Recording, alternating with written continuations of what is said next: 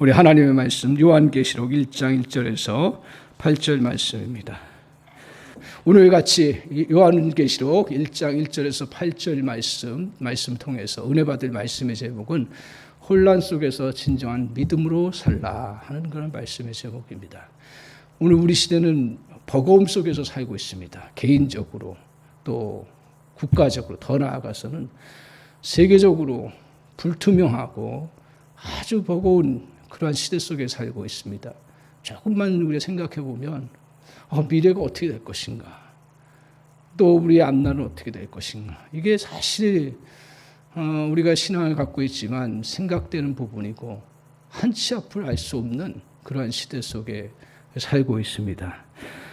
코로나 백신과 치료제만을 바라보았는데 그것을 아주 비웃기라도 하듯 더 많은 그러한 확진자들과 전염자들이 전 세계적으로 지금 펼쳐지고 있습니다.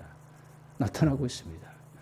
사랑하는 성도님들 더 조심하시고 더 주의하시고 예배 드릴 때 우리가 정말 이 예배 우리 성도님들이 마음을 다해서 주님 앞에 나왔구나 하는 생각을 제가 하게 됩니다. 너무 감사한 일이고 그럼에도 불구하고 우리가 주의 깊게 잘 우리가 조심하면서 예배하는 그런 자세가 필요하죠.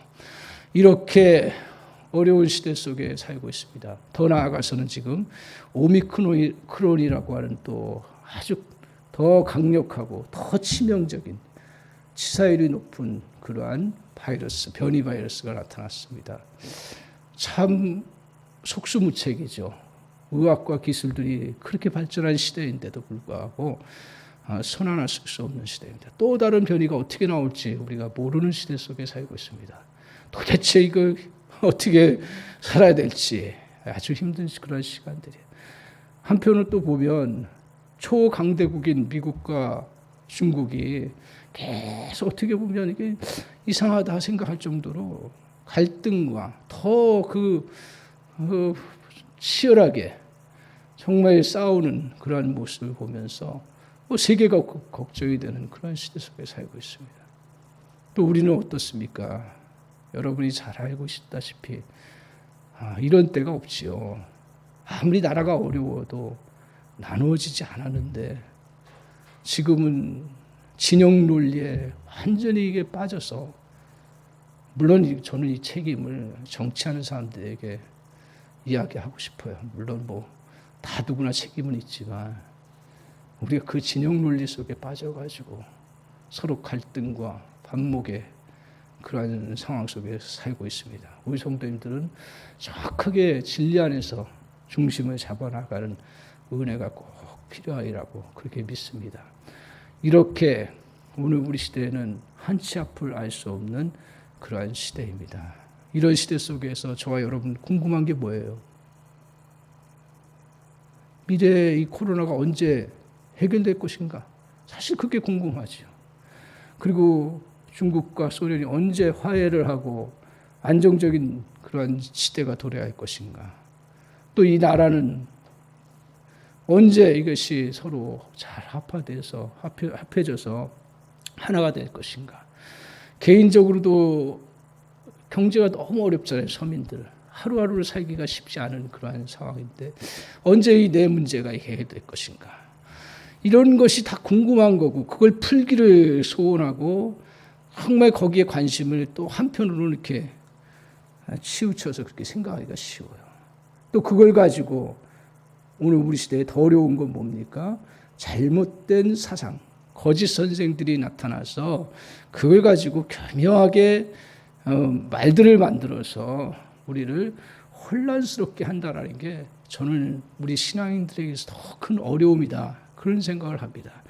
우리 신앙인들은요, 그 세상 쪽 좀 어려워도 이겨나갈 수가 있어요. 그러나 믿음의 진리를 제대로 붙잡지 못하고 은혜 가운데 거하지 않으면 살 수가 없더라고요. 제가 보니까요. 오히려. 그래서 우리는 이 진리를 더 잘 알고 분명하게 살아가야 되는데 감사하게도 그것이 오늘 이 시대뿐만 아니라 이미 요한계시록이 쓰여질 당시에 이미 그런 현상들이 벌어졌다라는 거예요. 상황과 형편은 다르지만 그 비슷한 모습들이 나타났어요. 그래서 우리가 잘 알겠다시피 요한계시록은 100년대에 그 사도 요한입니다. 세례 요한이 아니에요. 사도 요한이 반모섬에서 하나님의 말씀을 듣고서 선포한 말씀이에요. 이게 요한계시록이 100년 전에, 그러니까 AD 100년에 100년경에 지금부터 1900년 전이겠죠. 그때 어떤 상황이었습니까? 그때는 참 힘든 그런 버거운 시대, 오늘보다 더 어려운 그런 시대예요. 뭐냐 하면 로마의 다 식민지가 되어서 사람들은 어떤 면에서 로마 권력과 결탁된 사람들은 잘 살지 모르지만 서민들은 힘든 거예요. 더군다나 식민지 나라인 이스라엘과 여러 주변의 나라들은 힘든 거예요. 그런 가운데서 이 100년경에 도미티안이라고 하는 그 로마 황제가 자기를 우상화하기 위해서, 자기 권력을 영원히 갖게 하기 위해서 우상숭배, 황제숭배 이걸 주장하면서 그걸 거부하는 믿음의 사람들을 처참하게 그냥 핍박하고 사회적 불이익을 주고 심지어는 유배시키고 완전히 순교시켜버리는 그러한 일들을 너무 많이 주변에서 보게 돼요. 이런 가운데서 그 반모섬에 유배된 분이 바로 사도 요한이에요. 세례 요한이 아니라 사도 요한이 반모섬에 있었어요. 하나님께서 이런 상황 속에 그의 백성들을 그냥 놔두지 아니하시고 오히려 사도 요한을 통해서 오늘 하나님의 말씀을 보여주신 거죠. 환상과 계시로 그에게 보여주신 말씀이 요한계시록이에요. 오늘 그 혼란 속에서 어떻게 살아가야 되는지, 당시에 그 주변에 힘들었던 게 뭐냐 하면 이 어려운 시대에 오니까 사람들이 우리의 종말의 때 무슨 현상들이 나타나고 또 어떤 사건들이 일어나고 내 운명은 어떻게 되고 그리고 세상은 언제 끝날 것이고 언제 주님은 올 것인가. 그래서 시와 때에 대해서 많은 사람들이 또 거짓으로, 자기는 거짓이 아니라고 하죠. 더 옳은 것을 이야기한다고 그러는데 그 잘못된 것들을 가지고 백성들을 막 현혹하게 하면서 어떤 사람은 거기에 그냥 빠져가지고 현실을 도피하고 그래 거기 그렇게 약속했고 그 장소에 가면 우리에게 마지막 때에 살 수 있으니까 가보자 해가지고 가는 사람들이 참 많은 거예요. 그게 역사를 반복하면서 수없이 나타난 거예요. 그런 이단 사상들이 계속 나타나는 거예요. 오늘만 나타나는 게 아니라. 그런 가운데서 현실을 도피하는 사람도 있고요. 그리고 또 정말 체념하면서 사는 많은 사람들이 벌어지게 된 거죠. 이때 우리 주님께서 요한을 통해서, 사도 요한을 통해서 장차 어떤 일이 이루어질 것인가에 대해서 말씀하시는 계시를 요한계시록을 통해서 말씀하고 있습니다. 오늘 우리 시대에도 주님께서 이 요한계시록을 통해서 요한에게만 주어져 가지고 그 시대 사람에게만 말씀된 게 아니라 주님의 오시는 그날까지 모든 믿음의 사람들이 환난과 어려움 속에서도 믿음으로 잘 살아가도록 하기 위해서 이 말씀을 보여준 거예요. 그런데요, 이걸 가지고 또 장난을 치는 또 거짓 사상가들이 얼마나 우리 주변에 많이 있는지 모릅니다. 그래서 저와 여러분이 이런 속에서 이 진리를 잘 붙잡고 정말 이 어려운 시대를 믿음으로 승리해 나가는 은혜 역사가 있기를 바랍니다. 그래서 오늘 주님께서 우리에게 특별히 이제 앞으로 계속 살펴보는데 1장 1절에서 8절에 말씀하고자 하는 걸 크게 두 가지로 나눌 수가 있습니다. 이 혼란 속에서 우리가 살아가기 위해서 이겨나가고 승리하려면 먼저 우리가 주님을 온전히 붙들어야 된다는 거예요. 다른 것으로는 우리가 세상을 이 혼란 속에서 이겨나갈 수가 없습니다. 자, 1장 1절을 한번 보십시오. 같이 한번 오늘 이 말씀 통해서 우리가 하나하나 살펴보도록 하겠습니다. 1장 1절 같이 한번 읽겠습니다. 예수 그리스도의 계시라. 이는 하나님이 그에게 주사 반드시 속히 일어날 일들을 그 종들에게 보이시려고 그의 천사를 그의 종 요한에게 보내어 알게 하신 것이다. 자, 모든 어떤 글들도요, 다 다 그 가장 초점이 맨 앞에 있는 부분이 제일 중요합니다. 물론 그렇게 안 쓰는 사람도 있지만 성경을 통해서 보여주는 요한계시록의 핵심은 1장 1절에 있습니다. 자, 보세요. 먼저 이 말씀은 누구의 것이라고 그랬어요? 예수 그리스도의 계시라고 이야기하고 있습니다. 이거 조금 깊이 들어갈 거예요. 그 기억, 마음에 좀 이렇게 아주 집중하시고 들어보시면 되겠습니다. 예수 그리스도의 계시를 두 가지로 해석할 수 있습니다. 하나는 예수 그리스도의 계시, 그래서 소유격, 좀 어려운 말씀인데 소유격이에요. 그냥 예수 그리스도가 드러난 보여주시는 하나님의 말씀이라는 거죠. 계시. 또 하나는 뭐냐면 예수 그리스도에 대한 계시라는 거예요. 그리스도에 대해서 어떤 분이신가를 알려주는 거, 그분이 어떤 일을 할 것인가를 알려주는 거, 그게 예수 그리스도에 대한 계시. 이것은 뭐 학자마다 조금씩 달라요. 근데 이건 뭐 그렇게 저는 중요하다고 생각 안 해요. 그냥 다 포함하면 되는 거예요. 뭐냐면 예수 그리스도의 계시이면서 동시에 뭐예요? 그리스도에 대해서 알려주는 그런 계시라는 거죠. 그러면 틀림없죠. 벗어날 수가 없는 거죠. 자, 오늘 이 요한계시록의 그 모든 것의 주인공이 누구예요? 예수 그리스도라는 거예요. 그러니까 다른 것에 자꾸 초점을 맞추면 안 돼요. 이 말씀을 볼 때 다른 것에 자꾸 초점을 맞추면 안 되는 거예요. 절대로. 그래서 거짓 이단 사상 중에 하나가 이제 전에는 그렇게 그 예수 그리스도에 대한 계시에 포커스를 안 맞추다가 요새는 또 맞춰요. 그러면서 이제 어디에 포커스를 맞추는지 보십시오. 이제 아주 교묘하게 들어오는데 잘 보세요. 제가 한번 다시 읽겠습니다. 예수 그리스도에 대한 계시죠. 이는 하나님이 그에게 주사 반드시 속히 일어날 일들을 그 종들에게 보이시려고 그의 천사를 그 종 요한에게 보내어 알게 하신 것이다. 자, 그러면 이 말씀이 어떻게 전달되었는가를 한번 순서를 살펴보면 먼저 성부 하나님이 누구에게 주셨어요? 예수 그리스도에게 주셨어요. 그죠? 이 계시의 부분을 밝히 이제 알려주도록 예수 그리스도에게 주셨어요. 그 다음에 또 어떻게 하셨어요? 그것을 우리 주님께서 누구를 통해서요? 천사를 통해서요. 그죠? 천사를 통해서. 그리고 또 누구에게 주어졌어요? 요한에게. 그리고 그 다음에 누구에게 또 전해줘요? 그 종들. 그러니까 하나님을 믿고 의지하는 모든 우리에게 주어진 거죠. 쉽게 얘기하면. 그래서 순서는 뭐예요? 성부 하나님, 성자 예수 그리스도, 그 다음에 천사를 통해서 요한에게, 그리고 요한을 통해서 우리 또 믿음의 사람들에게.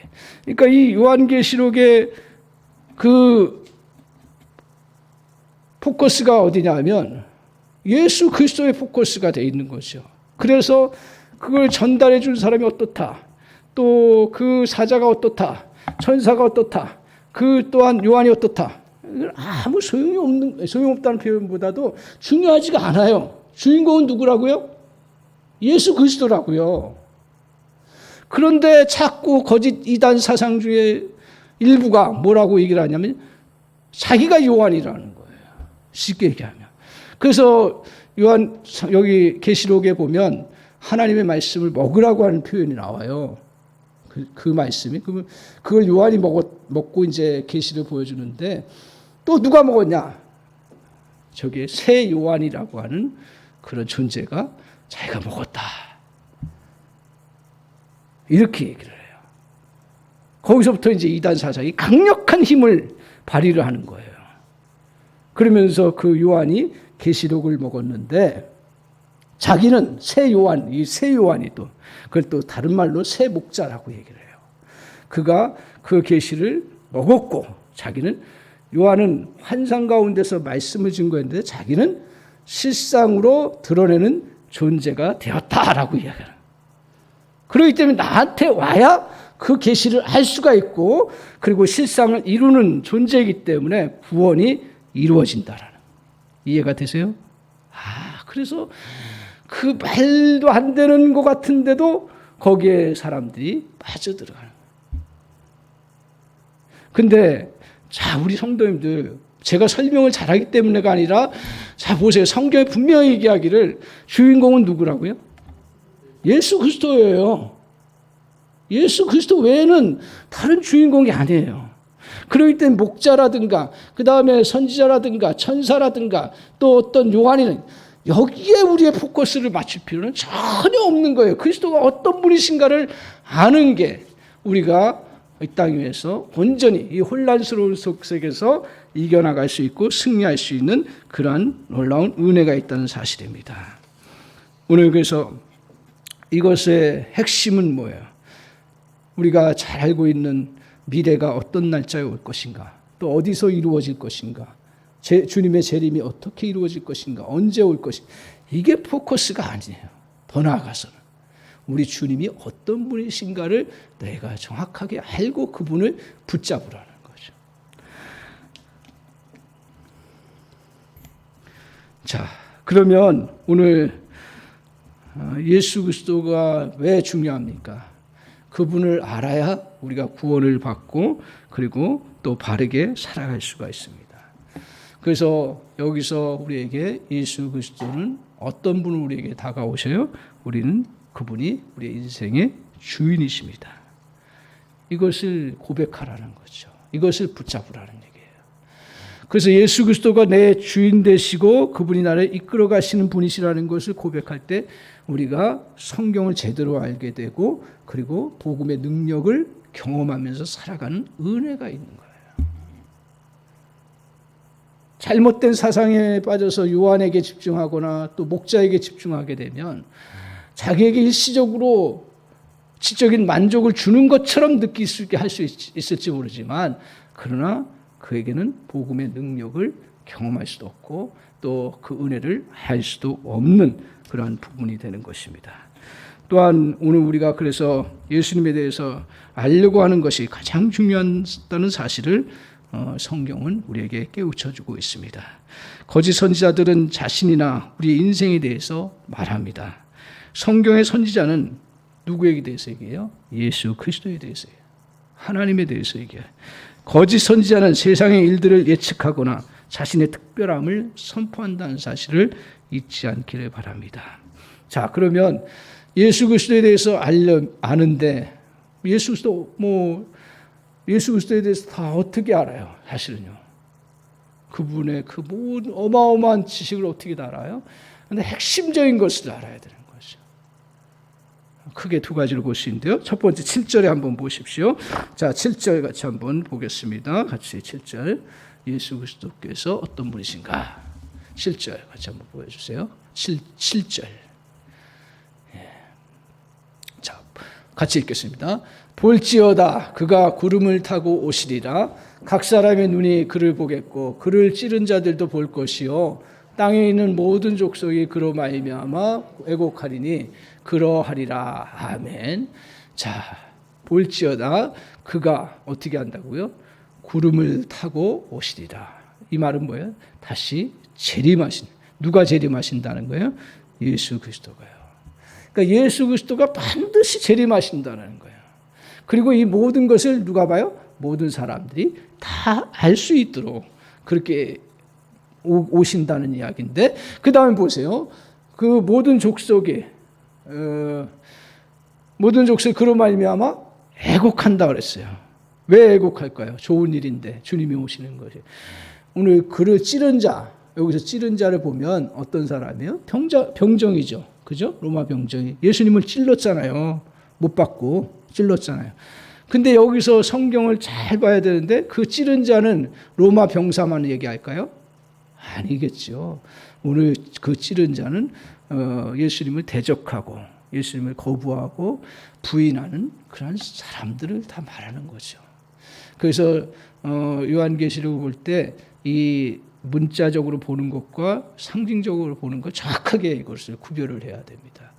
이걸 그냥 문자적으로 보면 찌른 사람, 그 사람 특별한 소수잖아요. 그 사람들만 보는 게 아니고 다 보는데 이제 그런 가운데서 불신자들이 어떻게 돼? 애곡한다는 거예요. 왜? 주님이 재림하심으로 해서 재림하시는 날 곧 믿는 자들과 안 믿는 자들이 구별되고 그것이 심판으로 이어진다라는 사실입니다. 오늘 결국 여기서 이야기하려고 하는 게 뭡니까? 주님의 오심은 결국 주님의 나라가 승리를 이루는 것을 말씀하고 있습니다. 이처럼 주님은 믿는 이들에게 진정한 승리를 가져다 준다는 사실을 깨닫게 하시는 거예요. 그렇잖아요. 지금 다 어떻게 될지 모르고 다 지금 내가 어떻게 살아가야 될지 모르는 그런 백성들을 향해서 다시 주님이 오신다는 얘기가 뭐예요? 다시 주님이 이 땅에 오셔서 진정 우리를 다스리시고 우리를 정말 돌봐주시고 우리를 승리케 하시는 은혜를 주신다는 사실을 약속하고 있는 거죠. 이 주님을 너희가 붙잡으라고 말씀하고 있습니다. 오늘 예수님이 완성할 하나님의 나라, 고난받는 성도들을 사랑하시고 건지시는 그러한 분이심을 말씀하고 있습니다. 고난받는 성도들, 죽어가는 성도들에게 속히 하시는 것이 무엇인가? 그것은 주님이 복음을 완성하고 위로하고 힘주시고 끝까지 지켜주시며 하나님 나라를 확장시키는 일을 끝까지 하시겠다는 것을 오늘 이 말씀을 통해서 우리에게 약속하시는 것입니다. 이것이 주님을 우리가 아는 거예요. 두 번째로 주님이 어떤 분이신가를 8절을 한번 보십시오. 이것이 이제 확실히 이루어질 수 있는 근거가 이야기하고 있습니다. 8절 같이 한번 읽겠습니다. 같이 8절 읽겠습니다. 시작. 주 하나님이 이르시되 나는 알파 오메가라. 이제도 있었고 전에도 있었고 장차 올 자요 전능한 자라 하시더라. 자, 주 하나님에 대해서 말씀하시죠. 주 하나님, 성부 하나님, 또 예수 그리스도 같은 동일하신 분이시니까 같은 말이죠. 자, 주 하나님이 이르시되 나는 뭐라 했어요? 알파라 했습니다. 히브리 말에는 알파가 뭐냐면 첫 번째 글자예요. 그 첫 시작이란 얘기예요. 이거 이래서 상징을 이야기하는 거지. 주님이 문자 그대로 알파라고 하고 주님이 오메가. 그러면 문자 그대로 알파 오메가 처음 끝자 처음자 끝자 아무 의미가 없는 거예요. 여기서 알파라는 이야기는 시작이라는 거예요. 주님이 모든 창조의 시작을 이루셨잖아요. 그리고 오메가는 뭐예요? 히브리 말로 오메가는 마지막 자, 영어의 Z자죠. 그거와 똑같이 끝이라는 거예요. 오메가라는 게. 그러면 주님은 모든 끝을 다 주관하시는 그러한 분이시라는 거예요. 그러면 알파, 시작과 끝만 있어요? 중간에 모든 과정들을 다 주님이 주관하시고 인도하신다는 얘기죠. 그런 주님이시다라는 거예요. 그러니까 창조 때만 또 마지막 때만 하는 게 아니라 그 과정의 모든 과정을 주님이 정말 다 다스리시고 그리고 주관하시고 인도하시는 분이시다. 오늘 그걸 말씀하고 있고요. 그 다음에 뭐라 그랬어요? 나 이제도 있었고 전에도 있었고 장차 올 자라. 그러면서 이제 뭐라 그랬어요? 전능한 자라 그랬습니다. 전능한 자 우리 잘 아시잖아요. 전능한 자는 건 모든 것을 할 수 있는 분이잖아요. 모든 것을 만들 수 있고 모든 것을 환경을 주관할 수 있고 모든 것을 해결할 수 있는 그러한 분이시라는 것입니다. 오늘 그래서 예수 그리스도가 그러한 분이시다라고 말씀하고 있습니다. 그런데 이제 이 진리가 너무 강력하고 중요한데 사람들이 왜 흔들릴까요? 왜 흔들려요? 초대교회 성도들이 어떻게 계속해서 고난을 받는 거예요. 심지어는 핍박 가운데 죽어가는 성도들이 있는 거예요. 하나님의 말씀하신 대로 하나님이 전능하신데 우리 주님이 전능하시는데 상황이 변화되지 않는 거예요. 달라지지 않는 거예요. 전능하신 주님이 성도들과 전에도 함께 계시고 이제도 함께 하시는데 어찌 상황이 달라지지 않는가 하는 거예요. 이것은 초대교회 성도들만의 문제가 아니라 오고 가는 모든 성도들의 문제예요. 우리 주님은 전능하시다고 얘기해요. 그걸 믿습니다라고 고백합니다. 근데 왜 상황이 달라지지 않는 거예요? 주님의 전능하심은 뭐예요? 상황을 바꾸시는 분이시죠. 그렇잖아요. 상황을 만드시고. 그런데 성경에서 말하는 전능하심의 부분 그리고 진정한 세상의 전능함의 부분을 우리가 놓치고 있기 때문인 거예요. 세상의 전능함은 뭐예요? 모든 상황을 바꿔주시는 거예요. 그리고 내가 원하는 것을 다 하실 수 있는 분이 돼야 되는 거예요. 맞아요. 틀리지 않아요. 그러나 좀 더 깊이 들어가야 되는 거죠. 오늘 그 전능함은 뭐예요? 오늘 하나님은 환경도 바꾸실 수 있고 모든 상황도 바꾸실 수 있지만 주님은 더 원하시는 게 뭐예요? 우리를 바꾸시는 거예요. 자, 이걸 이해를 하려면 오늘 부모의 비유를 통해서 부모가 우리 육신을 가지고 있는 부모가 웬만하면 다 해줄 수 있어요. 그러나 그 다 해줄 수 있음에도 불구하고 포커스가 뭐예요? 이 자녀가 잘 되기를 바라고 온전한 자녀로 성장시켜 나가기 위한 것이잖아요. 그래서 환경을 바꿔줄 수도 있지만 또 모든 걸 줄 수도 있지만 안 주는 것도 부모의 능력인 거예요. 옳은 부모의 모습인 거예요. 능력 있는 부모의 모습인 거예요. 내가 재벌이지만 그 재벌 아들, 자녀를 기르기 위해서 돈으로 모든 것을 다 해줄 수 있고 상황을 모면할 수 있지만 어려움들을 겪어나가면서 내 아들로서 내 자녀로서 온전하게 성장할 수 있도록 만들어주는 거예요.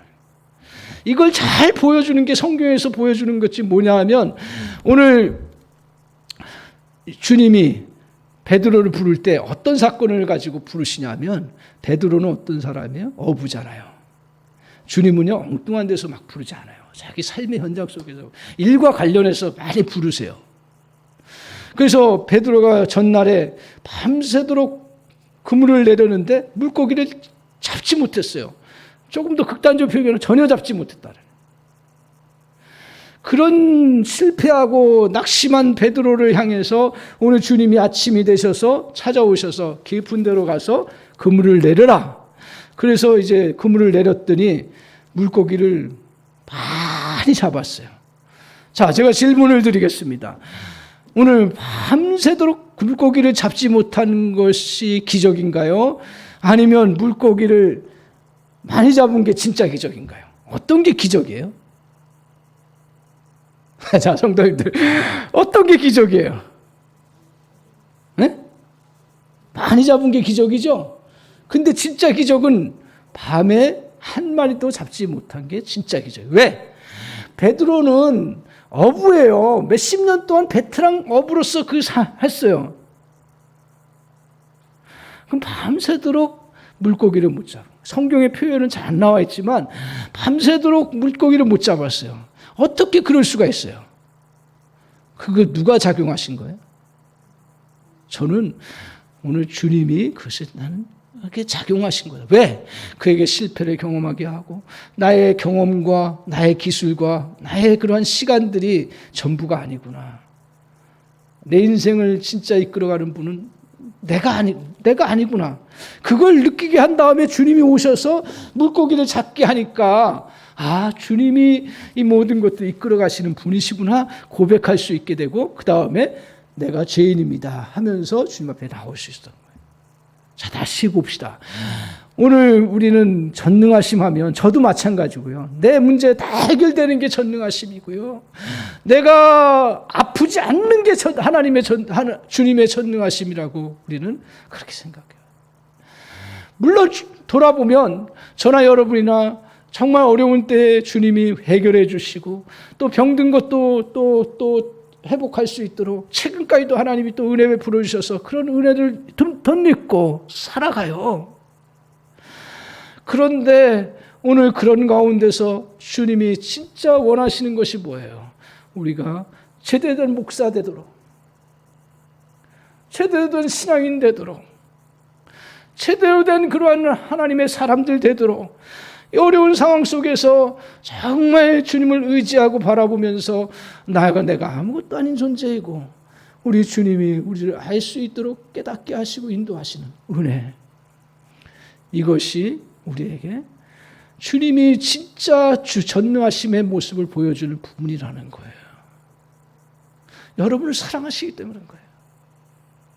진짜 사랑하는 사람들에게는 오늘 주님이 전능하심을 맨날 해결해 주는 걸로만 전능하심을 보여주지 아니하고 어떨 때는 실패처럼 고난에 연속되고 힘든 가운데서 그런 속에서 머물게 하실 때도 있어요. 근데 중요한 건 뭐냐 하면 우리 주님의 전능하심의 중요한 건 뭐냐 하면 그런 가운데서도 우리 주님이 저와 여러분을 그 믿음 가운데 살려고 하는 사람들에게 그 믿음으로 이겨나갈 수 있도록 힘을 주시는 분이시다라는 거예요. 아멘이신가요?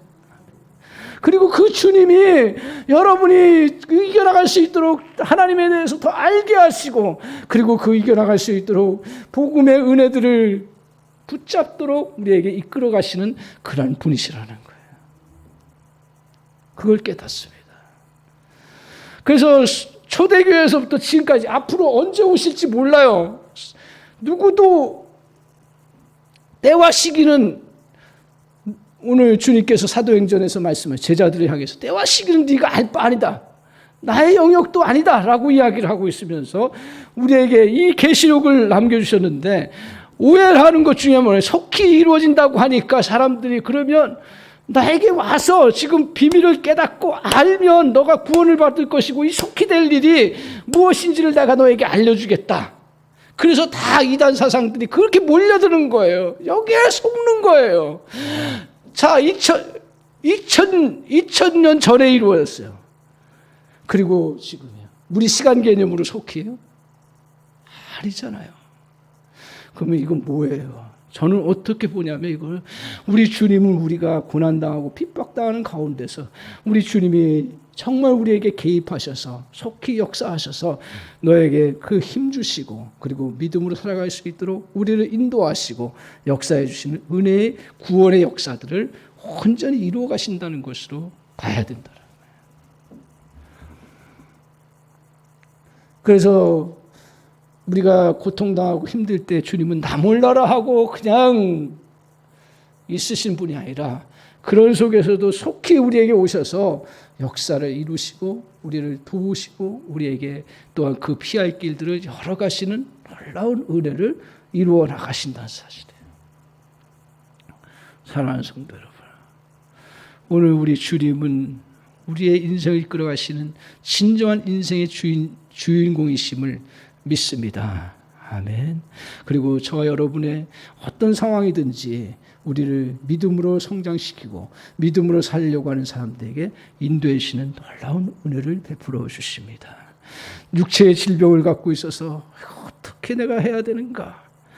그때 우리는 낫는 것에 포커스를 많이 맞죠. 당연히 저도 그렇게 기도하고 하지만, 그러나 우리 주님은 그 아픔 속에서도 믿음을 지키고 믿음 안에서 정말 주님을 의지하면서 한 걸음 한 걸음 이루어가도록, 역사하시도록 주님이 이끌어주시는 분이시라는 거예요.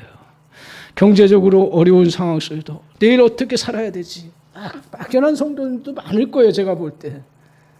그러나 그때도 낙심하지 아니하고 오늘 주님은 우리의 가운데 격려해 주시고 우리를 인도하시고 저와 여러분을 이끌어 주셔서 정말 우리가 믿음의 사람들로 온전히 살아갈 수 있도록 주관해 주시는 그런 주님이심을 믿습니다. 나의 인생에 풀리지 않는 부분 때문에 정말 절망하고 고통스러운 가운데 있을지 모르는데, 그때도 우리 주님을 붙잡고 나아가면 주님은 오늘 우리에게 그 말씀을 하시잖아요. 너희가 시험을 당할 쯤에 피할 길을 주시고 너희가 그것을 감당할 힘을 주신다고 약속하셨어요.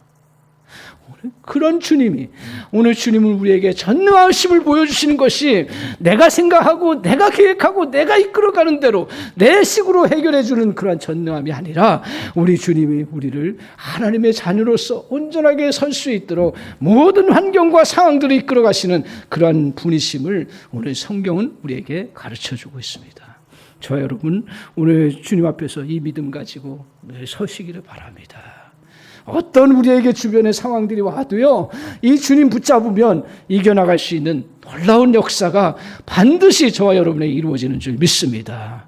이걸 붙잡으시고, 두 번째로 혼란 속에서 살아갈 그 중요한 진리를 우리에게 가르쳐 주시는데, 그 진리가 뭡니까? 오늘 우리가 누구인지를 알라고 이야기를 하고 있습니다. 우리를 제대로 알 때, 자신을 제대로 알 때 이겨나갈 수 있는 은혜가 있습니다.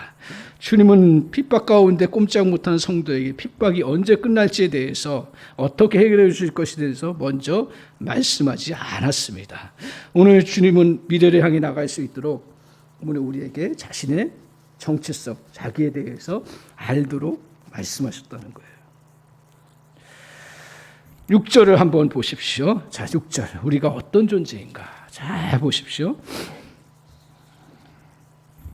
6절 같이 읽겠습니다. 시작. 그의 아버지 하나님을 위하여 우리를 나라와 제사장으로 삼으신 그에게 영광과 능력이 세세토록 있기를 원하노라. 아멘. 그의 아버지, 예수님의 아버지, 성부 하나님을 말하죠. 그 아버지 하나님을 위하여 우리를 어떻게 하셨어요? 나라와 제사장으로 삼으셨다. 그러니까 우리가 어떤 존재라는 거예요? 그분의 나라라는 얘기예요. 우리가 어떤 존재라는 거예요? 그분의 제사장이라는 거예요. 이걸 하나씩 풀어보면 나라라는 건 뭐예요? 그분의 나라에 속해 들어가 있는 백성이라는 거예요. 나라라는 거예요. 그렇죠? 그래야 우리가 그분의 나라에 속해 있는 존재가 되는 거죠. 그러면 이걸 어떻게 해서 이루어졌어요? 골로새 1장 13절에 뭐라고 얘기를 하고 있습니까? 골로새 10장 흑암의 권세에서 우리를 건져내사 그의 사랑의 나라, 사랑하는 아들의 나라에 옮기셨다라고 이야기해요.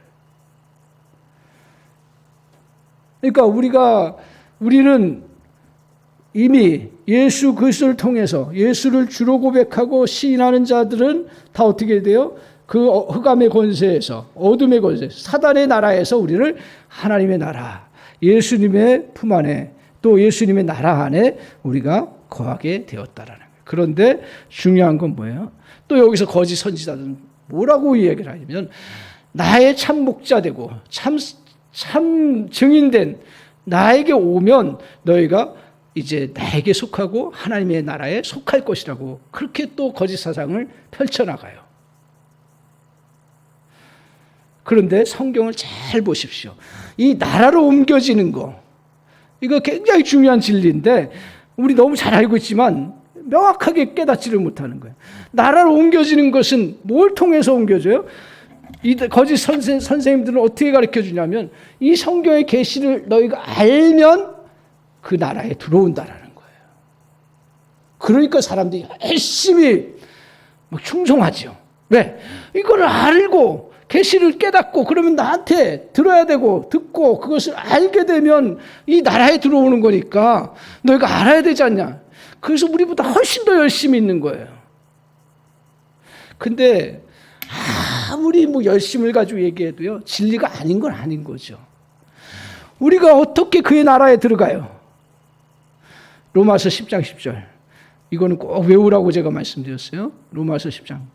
그렇다고 해서 또 이것 때문에 이거 외우면 또 그렇지는 않은데 우리가 하도 이단 사상에 그냥 무방비로 노출되니까. 자, 마음으로 믿어 어떻게 해요? 의에 이르고 입으로 시인하여 구원에 이른다 그랬어요. 자, 그러면 이것은 그냥 위로해 주기 위해서 말씀하신 거예요? 아니, 예수 그리스도를 마음으로 믿고 마음으로 믿고 입으로 시인하면 그의 자녀가 되고 그의 나라에 속하는 거죠.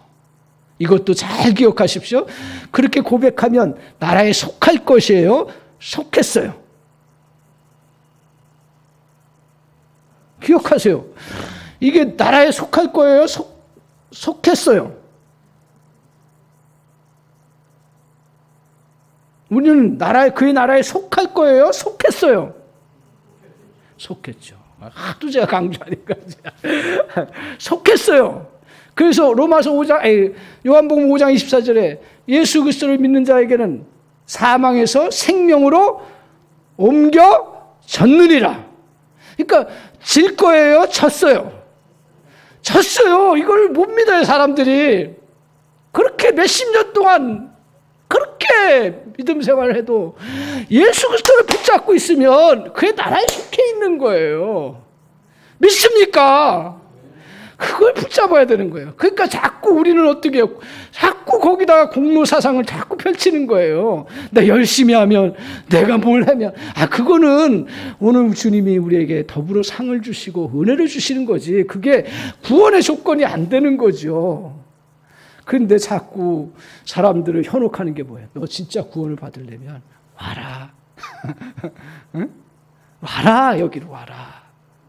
그리고 내 비밀의 말을 들어라. 그렇게 우리는 그의 나라에 속해 있는 존재인 줄 믿습니다. 그리고 누구도 건들 수가 없습니다. 여러분 이제 신앙생활 하다가 평안하게 은혜 가운데 거하면 좋은데 어떤 때는요 영적으로 치열하게 정신적으로도 혼란을 가져오고 영적으로도 어떨 때는 너무 힘든 그러한 시간들을 가져올 때 내가 주님의 나라에 들어가 있는 존재인가 이게 의심이 들어요. 그러면요 그거는 우리의 대적자인 사단의 먹잇감이 되는 거예요. 너 그것 봐라. 그것밖에 못하고 너 실패자니까 너 하나님의 자녀가 아니다. 그러니까 너는 더 이상 하나님의 보호하심과 능력을 누릴 수가 없다. 그러면서 막 흔들어 버리는 거예요. 거기에 누가 감당이 돼요? 안 되죠. 그것은 평상시에 이 진리를 붙잡고 어둠의 세력들은 예수 그리스도의 이름으로 물리쳐야 되는 거죠. 아멘. 물리쳐 나가기를 바랍니다. 그래서 그의 나라고요. 그 나라에 속해 있으면 어떻게 돼요? 우리는 당연히 주님이 우리를 사용하시는 거예요. 그의 백성 되면 필요할 때 그 백성을 사용하는 거예요. 그래서 우리가 주님 앞에서 사용이 되는 거예요. 아멘. 맨날 애기로만 있는 건 아니에요. 어떨 때는요 전투 군사로서 또 하나님 나라를 위해서 싸울 때도 있고요. 또 일꾼으로서 주님의 일들을 해나가야 되고요. 그리고 주님의 일들을 헌신도 해나가야 되고요. 그걸 하나님이 그의 나라에 속해 있는 자를 향해서 이루어 나가시는 은혜의 역사를 펼쳐나가시는. 또 하나 뭡니까? 제사장이라고 했어요. 자, 이것을 이제 문자적으로 제가 상징과 문자를 잘 구별해야 된다는 게 뭐냐면 그러면 우리는 제사장은 아니잖아요. 제사장은 구약시대에 있던 사람들인데 우리가 무슨 제사장이에요. 여기서 뭘 얘기를 하려고 하는 거예요. 제사장이라는 것은 어떤 의미를 갖고 있었던 존재예요. 그의 백성들의 죄를 가지고 주님 앞에 나아가서 주님의 용서하심을 바라보고 그럼 주님 앞에 그것을 맡기는 자잖아요. 그리고 주님의 용서하심을 또 그것을 받아서 그 백성에게 또 기도해주고 선포해주는 거잖아요. 이게 제사장이에요. 오늘 우리가 주님을 믿으면 주님은 우리의 죄의 모든 허물들과 모든 걸 씻겨주셨잖아요. 그래서 그 은혜 가운데서 우리는 주님의 백성이 되었고 다른 예수님을 알지 못하고 죄 가운데 거하는 그들을 향해서 우리 주님의 죄 용서함의 은혜를 덧입을 수 있도록 이끌어주는 거잖아요.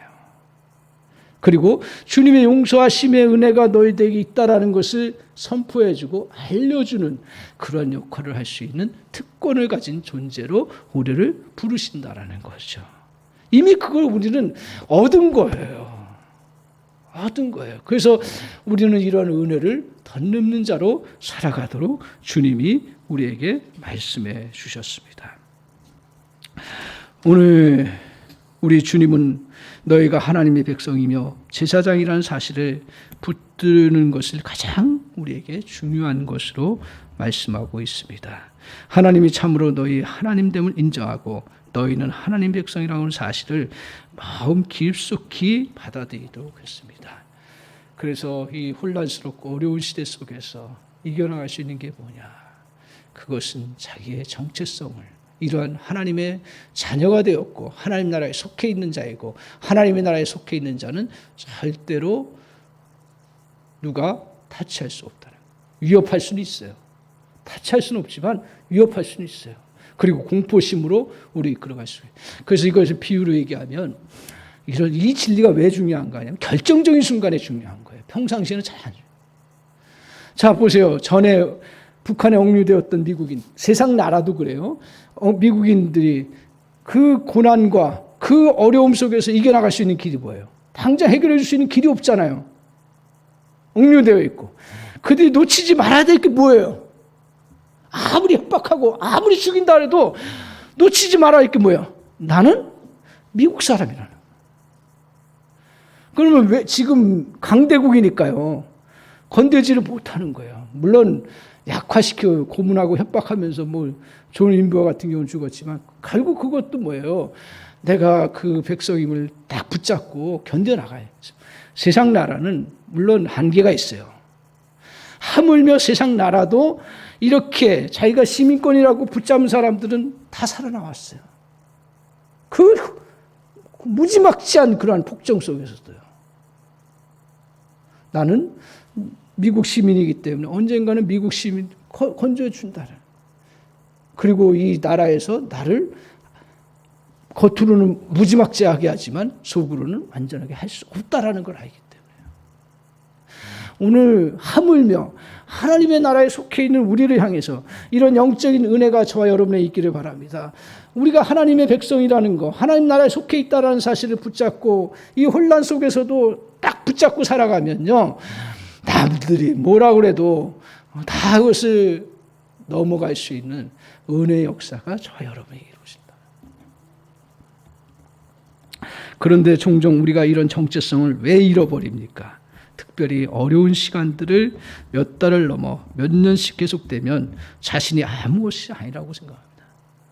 저도 심지어는 목회자인 저도 하나님 앞에 부름을 받아서 그래도 주의 일을 한다고 하는 저도 계속 이제 사역하면서 어려움이 오니까 이게 혼란스러운 거예요. 저도 우리 성도님들이 저를 불러주시니까 제가 다시 그걸 인식하고 그래 사명을 잘 해야겠다 생각하고 하지만 실제 생활 속에서는 야 내가 부름받은 게 맞나 이런 생각들. 그러면 그 다음부터는 한없이 나락으로 떨어지는 거예요. 한없이 나락으로 떨어지더라고요. 아무리 어려워도 아무리 주변 상황이 힘들어도 내가 주님 앞에 부름 받은 자이고 그 사실이니까요. 그리고 우리 하나님 백성이고 내가 그분의 제사장 역할을 하는 자임을 온전하게 붙잡은 순간 다시 벌떡 일어서고 다시 내가 해야 될 일들을 알게 되고 주님의 영광스러운 일들을 펼쳐나갈 수 있는 은혜의 역사가 이루어진다는 사실입니다. 오늘 따라서 우리는 하나님의 말씀을 통해 자신이 붙들고 믿음으로 이기는 자에게 말씀합니다. 마태복음 10장 22절에 또 너희가 내 믿음으로 말미암아 모든 사람에게 미움을 받을 것이나 끝까지 견디는 자는 구원을 얻으리라. 사랑하는 성도 여러분, 오늘 우리는 단지 생존하는 존재만이 아니에요. 오늘 우리는 그리스도인으로 이 땅에서 그리스도인으로 살 것인가 죽을 것인가 하는 그런 치열한 싸움 속에 살아가고 있는 존재라는 거예요. 육신의 생명은 어떻게 보면 영적인 것에 보면 아무것도 아닐 수 있어요. 오늘 우리는 이 진리를 저 여러분이 꼭 붙잡기를 바랍니다. 그래서 계시록에 쭉 보시면 무슨 표현이 나오냐면 이기는 자라는 표현이 나와요. 그 이기는 자를 일부 거짓 사상가들은 어떻게 하냐면 그는 새 요한이다. 이기는 자가 성경 어디를 놓고 봐도 이기는 자가 그 새 요한이고 묵시를 먹은 사람이에요. 그 사람도 포함될 수는 있지만 누구를 말할까요? 예수 그리스도 안에서 믿음으로 살아가는 자가 승리하는 것을 말하는 겁니다. 아멘. 오늘 이기는 자에게 생명의 멸관을 주고 그에게 힌도를 주고 그에게 또 감추인 만나를 주고 여러 가지 축복들을 계시록에서 말씀하고 있습니다. 오늘 저와 여러분이 주님 안에서 이 정체성을 붙잡고 나갈 때 이겨나가는 놀라운 역사가 이루어지는 줄 믿습니다. 다른 것으로 이기지 못해요. 오늘 그래서 1장 1절 짧은 시간이지만 오늘 같이 살펴본 가운데 오늘 우리가 두 가지 사실을 견고하게 붙잡아야 하는데 먼저 누구에 대해서요? 예수 그리스도. 또 하나는 누구예요? 나 자신. 오늘 예수 그리스도가 전능한 하나님이시라는 거. 이것을 꼭 붙잡고 나의 인생을 이끌어 가시고 주관하시고 모든 생사여탈권을 갖고 계신 분이 주님이시라는 거. 어느 누구에게도 주어지지 않았다라는 거. 오늘 그 사실을 우리가 믿음으로 우리가 지식적으로만 알 것이 아니라 저와 여러분의 삶 속에서도 우리 주님이 주님 되심을 인정하는 자에게는 오늘 세상은 우리를 넘어뜨리지 못합니다. 또한 우리가 하나님 나라의 백성이고 그의 나라의 제사장이라는 사실을 견고하게 붙잡고 나갈 때 저 여러분은 오늘 이 혼란 속에서 다 이겨나가면서 승리하며 하나님의 복음의 역사들을 펼쳐나가는 그러한 주의 거룩한 백성들이 될 줄 믿습니다. 아멘.